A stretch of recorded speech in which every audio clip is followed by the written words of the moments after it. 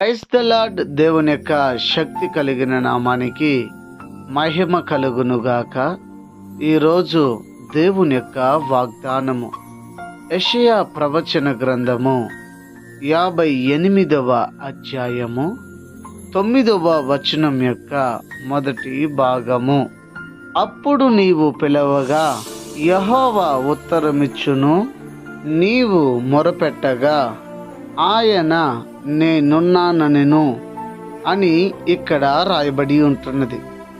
ఈ దినము దేవుని యొక్క వాగ్దానాన్ని వింటున్న వారులారా, ఒక్కసారి ఆలోచన చేయండి. మీరు పిలవగా నేనున్నాను అని ఆయన పలికే గొప్ప దేవుడు, ప్రాణం ఉన్నవాడు, మరి మన యొక్క ప్రతి అవసరతలను ఎరిగినవాడు. ఎందుకంటే నేనున్నాను అని ఆయన అంటున్నాడు. నువ్వు పిలిస్తే ఆయన పలకడానికి సిద్ధంగా ఉన్నాడు.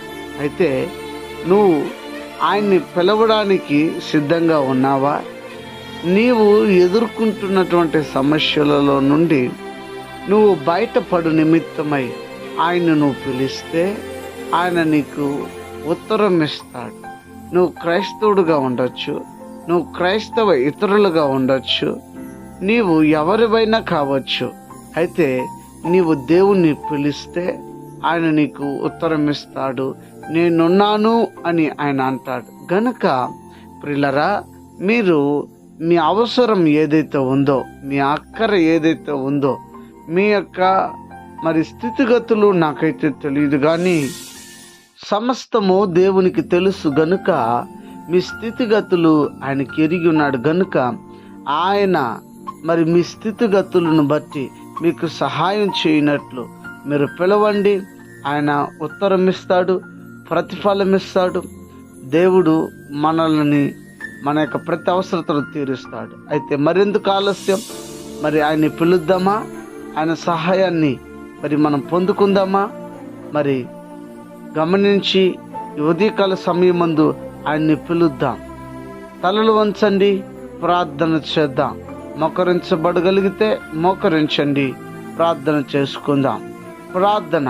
ప్రేమ స్వరూపి, కనికరం కృపగలిగిన దేవా, నీ ఘనమగు నామమునకు స్తోత్రాలు. ఉదయకాల సమయమందు మీరు మాతో మాట్లాడారు. మాతో ఎవరు మాట్లాడతారు అనుకుంటూ ఉన్నాం, కానీ పిలవగా నేనున్నానని మీరు అంటారని మీరు మాతో మాట్లాడారు. ఇదిగో అప్పుల బాధల్లో పిలుచుచున్న వారిని విడిపించండి. ఆర్థిక ఇబ్బందుల్లో ఉన్నవారిని ప్రభా తండ్రి, అయా వారి ఆర్థిక ఇబ్బందుల నుంచి విడిపించండి. దేవా, ఎంతోమంది ప్రభా అనారోగ్యం చేత ఉన్నారు, నిన్ను పిలుస్తున్నారు, విడిపించండి. రక్షణ లేని వారికి రక్షణ ఇవ్వండి. ప్రతి ఒక్కరిని నీ రాకడకు సిద్ధపరచమని క్రీస్తు యేసు పేరిట వేడుకొని నామ తండ్రి, ఆమెన్. God bless you. దేవుడు మిమ్మల్ని దీవించి ఆశీర్వదించునుగాక. ఆమెన్.